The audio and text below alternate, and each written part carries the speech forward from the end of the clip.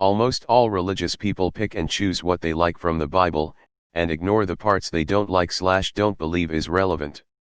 This completely defeats the purpose of a holy book that is meant to be the Word of God.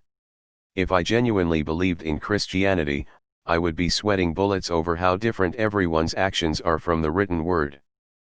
Many people like to talk about true Christians, but even as an atheist, I cannot comprehend how confident many believers are that they picked the right rules to stick to, and which ones to dismiss, like wearing two different thread types, or eating certain animals from the ocean.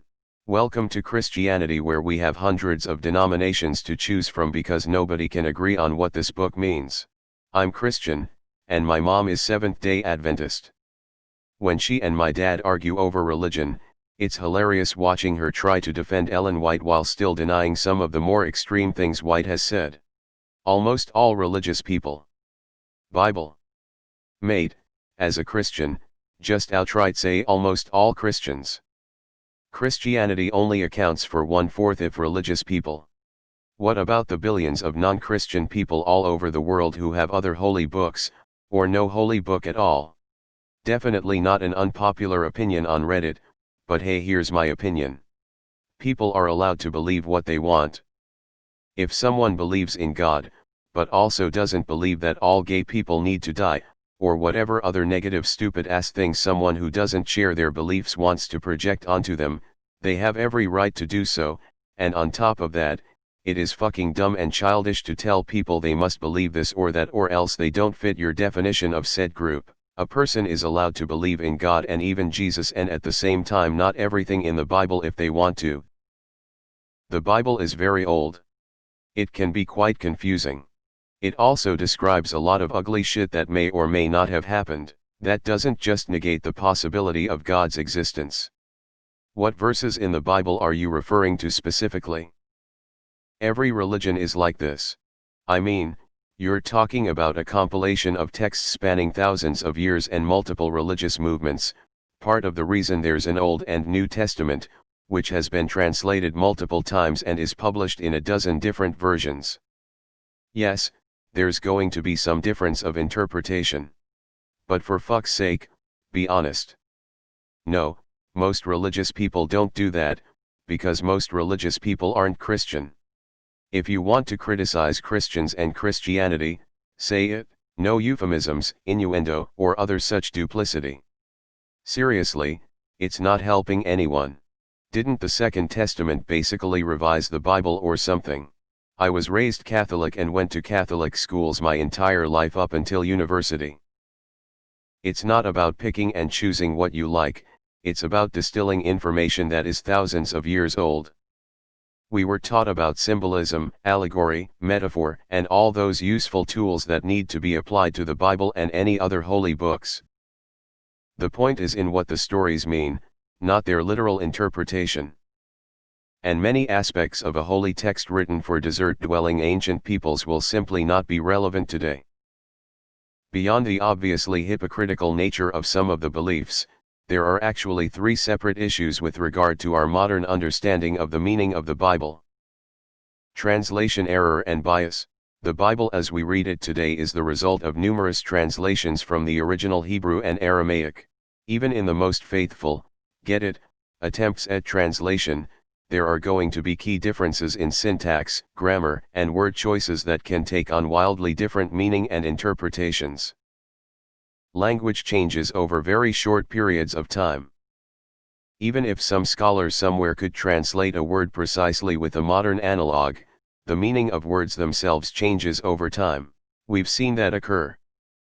Dictionaries now list the definition of literally as both its traditional meaning and to mean figuratively as it's very commonly used. Now, if a Bible verse said something was literally like something else, our interpretation would be skewed because of how the definition has changed for our modern sensibilities. Interpretation. Finally, people will naturally interpret passages differently. To bring a more modern example, at the end of Inception we see the top spinning. Until Nolan settled it recently, people debated ad nauseum what the meant in the movie. Different Bible verses and passages are open to such discussion and debate for meaning. Almost all seems like a huge generalization. Agree, there are some out there. The problem with religious people is just that, they are religious. Jesus dealt with the religious people of his day and they hated him. The problem with reading the Bible is that you have to realize that it spans thousands of years and existed in very different cultures than our own.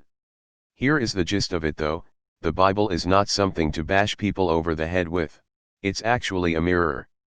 It is a huge set of rules, some of which make sense, such as the idea of being clean, i.e. washing before meals. Others were just too damn difficult to keep up with, and that's the point. When you look at yourself in the view of what God seems as righteous, everyone utterly falls short.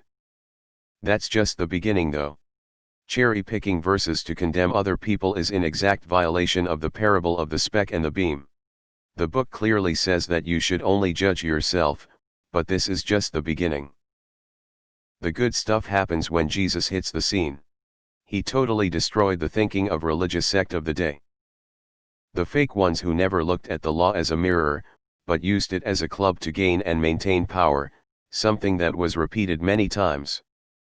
However, Jesus was very clear when he said that the law of Moses could be wrapped up in a simple phrase: love your neighbor as yourself. For those of you who are still interested at this point, Jesus fulfilled numerous ancient and seemingly unrelated prophecies written by many men in many years past. They expected him to come as a king. Instead, he came as the lamb for the slaughter. He was killed by those same religious people that preached what they did not themselves do. In this act, Jesus fulfilled the obligation of the law, that in atonement through the spilling of blood he became the ultimate sacrifice, being without blemish. Paul points out that because fulfilled the law, that those who believe in that sacrifice are not bound to the law. Because of grace all things are permissible, but not all things are profitable. TLDR, those religious people you speak of are not using the Bible correctly. It's a mirror, not a club. Note: for the people who push the idea that the idea of God is that he is an unjust tyrant, I would say that your view of the concept of God is being filtered through bad misrepresentations and would recommend reading some of the texts yourself. Note 2, for those who think God just sends people to hell for not following the right rules, read the first few chapters of Romans. It should help put some of your anger to rest.